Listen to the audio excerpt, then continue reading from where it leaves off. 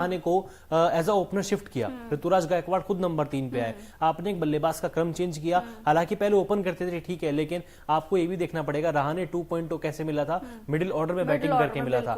आपने middle order में इस सीजन भी अच्छी बल्लेबाजी की, टॉप ऑर्डर में नंबर 3 पे अच्छा खेल रहे थे, ओपनिंग में गए पूरी फॉर्म ही खराब हो गई। और आज जब आपको पता था रहाणे का बल्ला नहीं चल रहा है, आप समीर रिजवी को इंपैक्ट प्लेयर में थे, आप उनको शामिल कर सकते थे। ऐसा भी नहीं था कि ओपनिंग का कोई समस्या थी।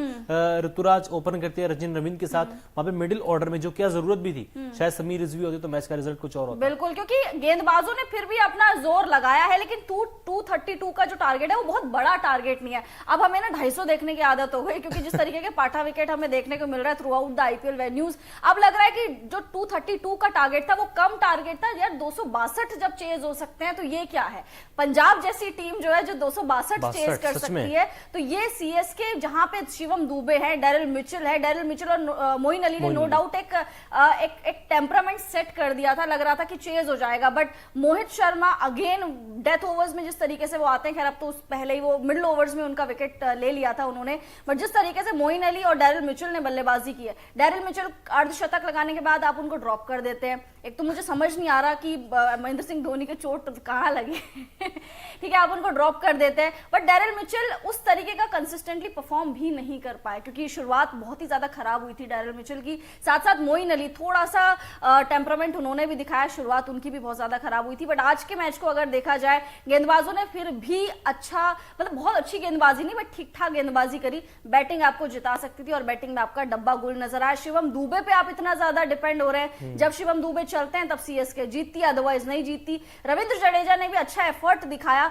अच्छा एफर्ट लगाया, लेकिन वो होता है ना कि आप जब चेज कर रहे हो 232 का टारगेट, आपको टेस्ट वाली टुक टुक बल्लेबाजी नहीं चाहिए होती। नहीं, शायद जडेजा WTC 2025 की तैयारियां कर रहे हैं, क्योंकि वो जानते हैं 2 बार फाइनल खेल चुके हैं, इंडिया फाइनल हार चुका है, इस बार वो जिताकर रहेंगे इंडिया को WTC का खिताब। खैर, एक चीज मुझे समझ नहीं आती श्रद्धा, आप सीएसके की बड़ी फैन है, हमेशा हम देखते हैं जब धोनी कैप्टन हुआ करते थे, जब जडेजा भी कैप्टन थे, सीएसके की एक चीज मुझे बड़ी अच्छी लगती है शुरू से कि वो रोटेशन बड़े कम करते हैं, चेंजेस बहुत कम करते हैं प्लेइंग 11 में, चाहे परफॉर्मेंस कोई प्लेयर कर रहा हो चाहे ना कर रहा हो। लेकिन इस सीजन जैसे आपने भी एक बात कही कि डेरिल मिचेल 50 आ गई लेकिन ड्रॉप हो जाएंगे, मोइन अली जो परफॉर्मेंस कर रहे हैं, अगला मैच खेलेंगे नहीं खेलेंगे उनको खुद को नहीं पता, मैनेजमेंट को नहीं पता। ऋतुराज गायकवाड़ की कप्तानी में गलती है, फिर धोनी के साथ वो कम्युनिकेशन नहीं हो पा रहा, क्या समझ मुझे लग रहा है कि ऋतुराज में भी अपने तरीके से चलाना चाह रहे हो, मे भी धोनी ने उनको फ्री हैंड दे दिया हो, क्योंकि अगले साल या फिर उससे अगले साल टिप्स तो ले रहे होंगे ना, लेकिन टिप्स ले रहे होंगे, बट पता नहीं क्या हो रहा है। आई थिंक अजिंक्य रहाणे को लगातार बैक करना,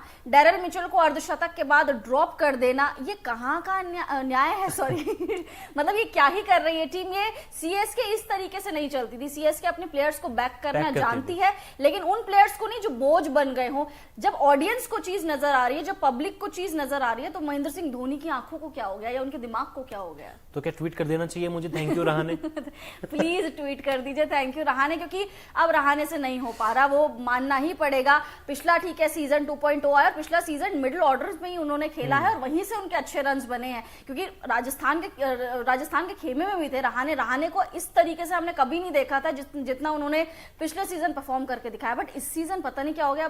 थैंक यू वेरी मच, टाटा गुड बाय बोलने का टाइम। पैर चल ही नहीं रहे हैं, बल्ला जब बैटिंग के लिए आते हैं ऐसा लगता है कि उनके चेहरे पे तनाव रखता है, बिल्कुल तनाव होगा भी, प्रेशर उनके चेहरे पे है, रन नहीं लग रहे बल्लेबाज के, लगातार मौका मिल रहा है लेकिन कुछ भी परफॉर्मेंस नहीं कर पा रहे। एक बार फिर से बता दे, आईपीएल 2024 का 59वां मुकाबला था, अहमदाबाद के नरेंद्र मोदी स्टेडियम में खेला गया था। अहमदाबाद की टीम गुजरात के लिए ये मैच करो या मरो वाला मैच था, आज हारते तो प्लेऑफ की रेस से बाहर हो जाते, लेकिन जीटी ने, शुभमन गिल ने और साई सुदर्शन ने दिखा दिया कि जब तक वो इस टीम का हिस्सा है वो हार नहीं मानेंगे। शुभमन गिल की कप्तानी की लगातार बातें हो रही थी, बल्ला नहीं चल रहा, T20 के स्क्वाड में जगह नहीं मिली, लेकिन आज शायद उन्होंने एक स्टेटमेंट दिया है, बतौर कप्तान स्टेटमेंट दिया है और बड़ी शानदार पारी खेली है। बिल्कुल बड़ी शानदार पारी खेली, एक्सपेक्टेड नहीं था, खैर अखिल जी को एक्सपेक्टेड था। हाँ, मैंने तो खैर भविष्यवाणी की थी भविष्यवाणी सही हो गई, तुक्का था मेरा, तुक्का था नहीं, तुक्का मेरा था साई सुदर्शन वाला, क्योंकि मैं जनरली जीटी की तरफ देख ही नहीं रही थी, बट एक्सेप्शनल बैटिंग करी है। ये कॉम्बिनेशन अगर जीटी पहले ट्राई कर लेती और लगातार इसी कॉम्बिनेशन के साथ जाती तो आई थिंक जीटी की आज पोजीशन बहुत ही ज्यादा अच्छी होती। लगातार आपने मैथ्यू वेड को भी मौका दिया, आपने रिद्धिमान साहा को भी मौका दिया, दोनों में से कोई भी जोड़ी नहीं चली, बट शुभमन गिल और साई सुदर्शन ने आज दिखा दिया कि जब करो या मरो की स्थिति होती, जब आपके ऊपर ना तलवार लटक रही होती ना, आपका प्रदर्शन तभी अच्छा आता है। तो बल्कि तीसरा सीजन है जीटी का, उससे पहले ये टीम 2 सीजन खेल चुकी है। पहली बार इन्होंने ओपनिंग में इतनी बड़ी साझेदारी की।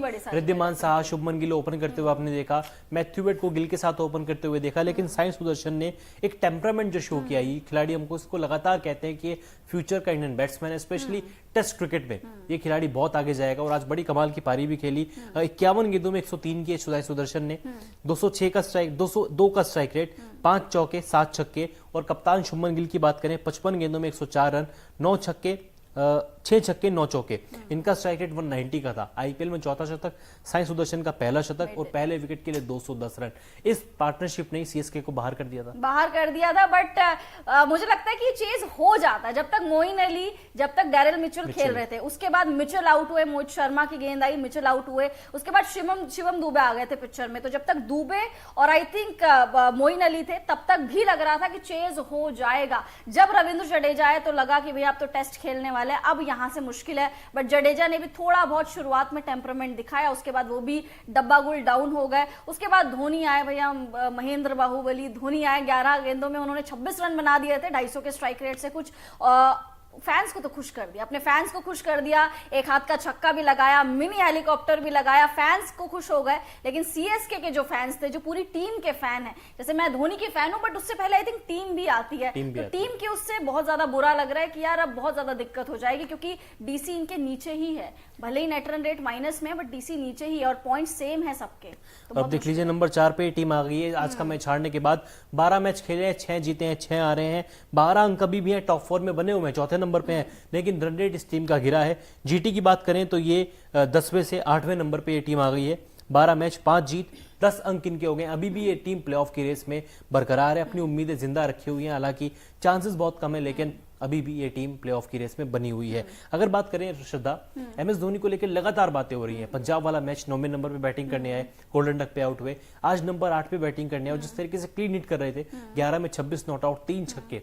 राशिद खान को डेथ ओवर में जिस तरीके से उन्होंने बल्लेबाजी की, रह रहे कि वही सवाल उठता है कि जब इतनी अच्छी बल्लेबाजी कर रहे हो, गेंद को इतना क्लीन हिट कर पा रहे हो, आप ऊपर क्यों नहीं आ रहे? बिल्कुल, देखिए अब ये सबका ही सवाल है, मतलब सिर्फ आपका नहीं, हर कोई यही चाहता है कि एमएस धोनी ऊपर खेलने आए। जडेजा से तो एटलीस्ट ऊपर आए, क्योंकि जडेजा जिस फॉर्म में है वो थोड़ा सा नीचे आ सकते हैं। धोनी ऊपर आए, जब 250 के स्ट्राइक रेट से आप खेल सकते हो, बड़ी बड़ी हिट्स लगा सकते हो, राशिद को चौके छक्के मार सकते हो, तो ऊपर क्यों नहीं? बट आई थिंक इंजरी वाला भी इशू है, क्योंकि 20 ओवर वो जो कीपिंग भी कर रहे हैं, और कीपिंग में आपको बहुत ज्यादा स्क्वाट करना पड़ता है, उठक बैठक बहुत ज्यादा हो जाती है, तो नीज पे बहुत ज्यादा प्रेशर आता है। तो आई थिंक वहां प्रेशर बहुत ज्यादा हो जाता है। ऊपर से विकेटों के बीच में आपको दौड़ लगानी पड़ती है, जब आप ज्यादा गेंदें खेलते हो आपको रन्स भी भागने पड़ते हैं। तो आई थिंक मेडिकल इशू के चलते शायद वो ऊपर नहीं आ रहे हो। जैसे कि स्टीफन फ्लेमिंग ने भी कहा था कि वो उनको बहुत ज्यादा मेडिकल इश्यूज है, जिस तरीके से उनकी मेडिकल मतलब जो अभी सर्जरी वगैरह हुई उसके बाद वो पूरी तरीके से फिट अपने आप को महसूस नहीं कर रहे हैं। आई थिंक मेडिकल इशू बहुत बड़ा फैक्टर है कि वो ऊपर नहीं आ रहे।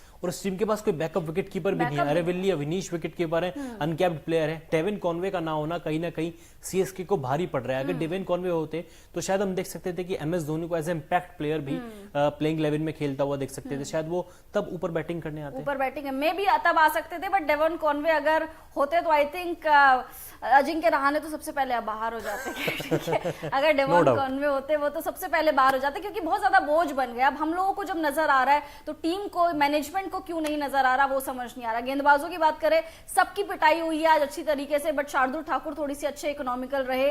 तुषार देशपांडे ने भी ठीक